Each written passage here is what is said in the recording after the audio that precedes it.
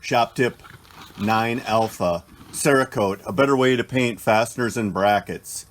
On 7 August 2019, I published a video titled Shop Tip number 9, a better way to paint fasteners and brackets. Today I'm out in the shop working on this new video, a supplement to that video. The reason for this supplement to that original video: people, commenters online, and friends have suggested that the robust Cerakote paint system normally used on firearms and other high wear items would be excellent to paint fasteners with. Cerakote does offer an excellent paint system, but you do have to heed these product warnings on the product label by following the proper procedure that's outlined by Cerakote. Did anybody notice this bottom warning label? I like to paint with the part in one hand and my paint gun in the other hand, but it's definitely hard to paint with one hand over your crotch. You need 3 hands. Although I still stand behind the idea that the automotive engine paint, when deployed using the method in Shop Tip number 9, is an excellent way to coat fasteners, brackets, and other non-sealed parts. I still want to explore the idea of using Cerakote paint system for fasteners and automotive brackets. Have you considered it? Have you ever used it?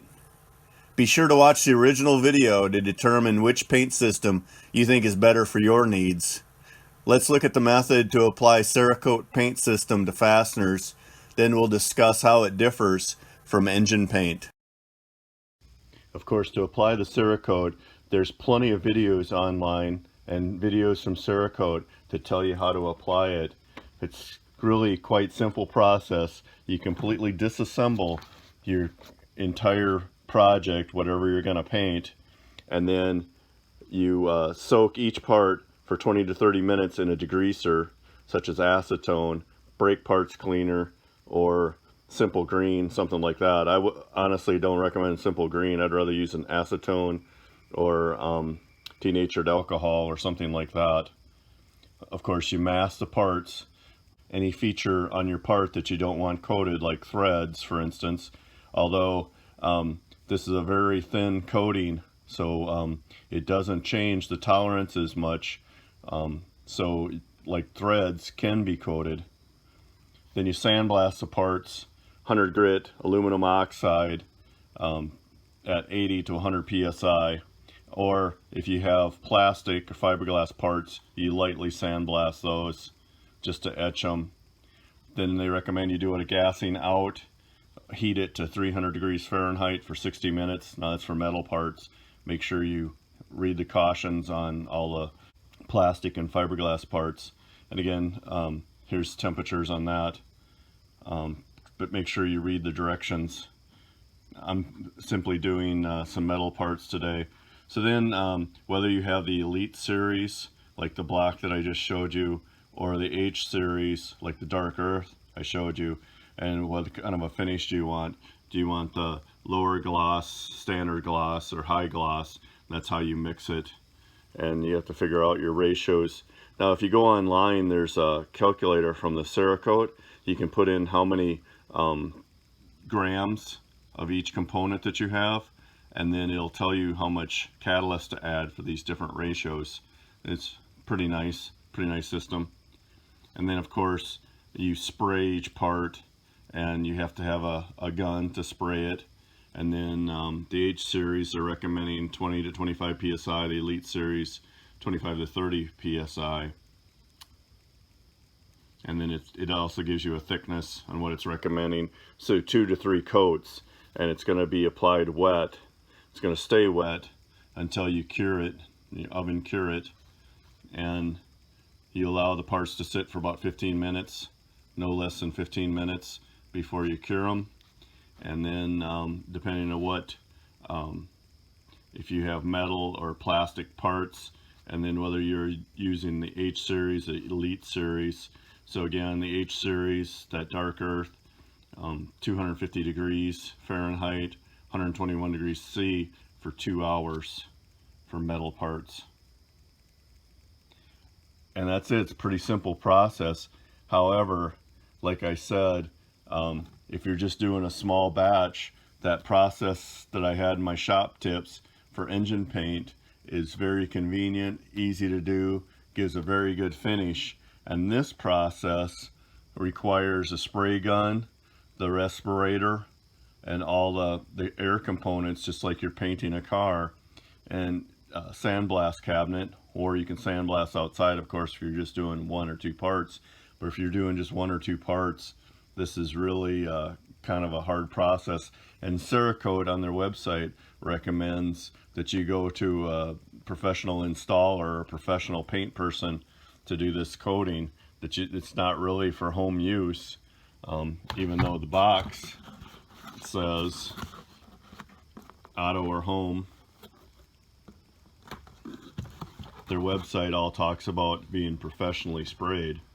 So anyway, if you're going to do a lot of parts, if you're going to do a big project like a engine rebuild or something like that, then you probably want to do this. Maybe you want to do this because it's a really tough, long-lasting finish, and many people use it on firearms. So that's how good a finish it is. A firearm gets treated very roughly, and it's in a tough environment, a lot of shock, and requires good corrosion protection. So that's why this is recommended.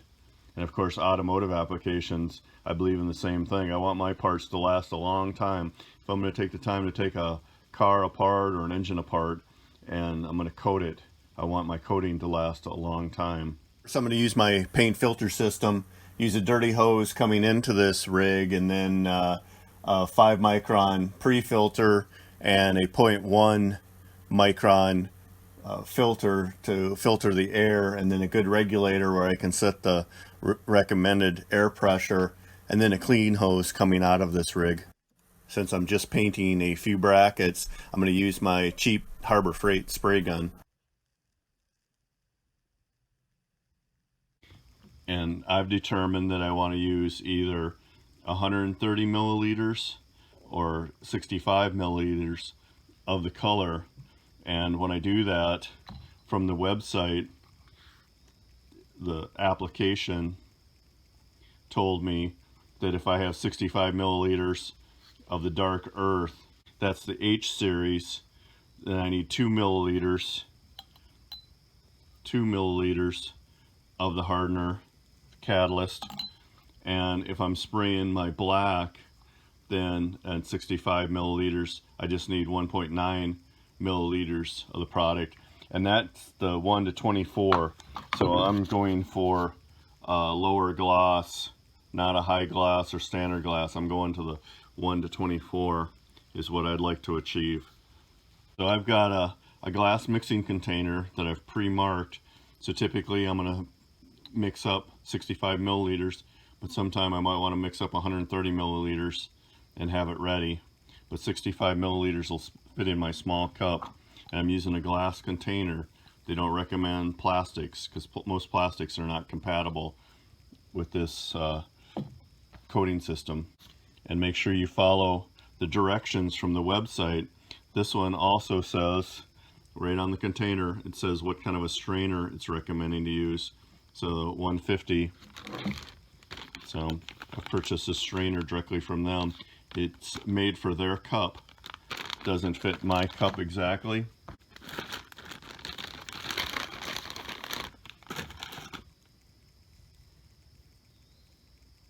It's a 150 strainer, and this is the in-cup filter. So it doesn't fit my cup exactly, but it does fit in my cup.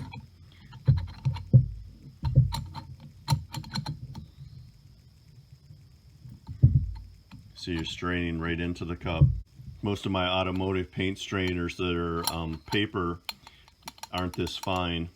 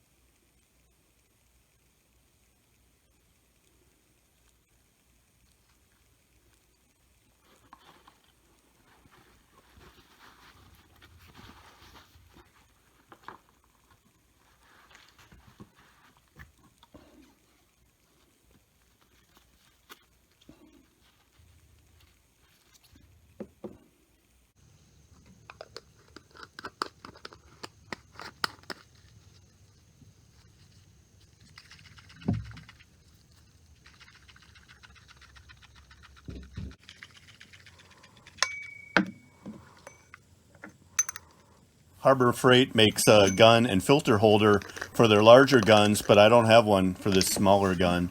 It'd be nice to have.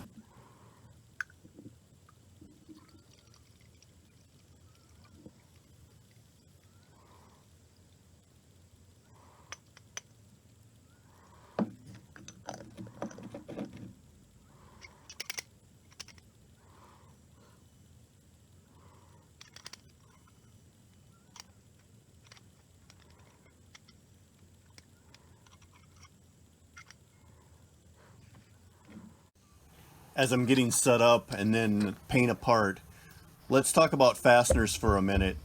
If you paint the head of a fastener prior to installing that fastener, the flats of the hex head takes a tremendous amount of abuse. This is where the Cerakote finish is really so much better than engine paint and makes it worth using. If you really want your project to look good, if it's a project car and not a daily driver, then yes, I agree, Cerakote is the way to go, and it's worth the extra effort. If you have a vehicle that you want to do corrosion protection on, or if you're painting brackets and other small items, then the engine paint works very well. For both paints, I recommend that you completely disassemble the part, sandblast them to an SSPC 10 or white finish, and I recommend that both systems, of course, get cooked in an oven. Here's a quick sidebar. Now, I don't recommend that you cook these parts in an oven that you use for food, but I know I'm talking to do-it-yourselfers, and if you should do that, make sure your kitchen is extremely well ventilated, and after you do cook the parts, make sure you use the self-cleaning oven feature of your oven, which takes your oven to extremely high temperature. That ensures that all the VOCs that you put into your oven are gone prior to cooking. Again, I don't recommend that you use a cooking stove for doing this kind of work, but I also realize who I'm talking to. Back on the subject. So with all that work that you're doing, all the work that I'm still recommending you do for both systems, this is where the Cerakote looks even more attractive. It's worth the extra effort. One last point about fasteners.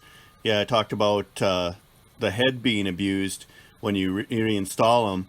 My take is I would like to use stainless steel, so that ARP engine kit that's stainless steel is ideal when installing fasteners into an engine. But if you're trying to go for the OEM look and you want to paint your fasteners, that's what I'm talking about in this video.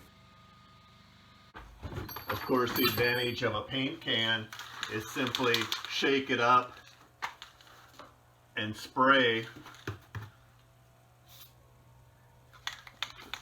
The variety of colors and the low cost, the convenience of purchasing it at your local parts store, and there's zero time and cost for cleanup. For the Cerakote, it does clean up with lacquer thinner or an acetone. Now that concludes this shop tip. If you found it useful, let me know in the comments, and please subscribe. I look forward to your comments.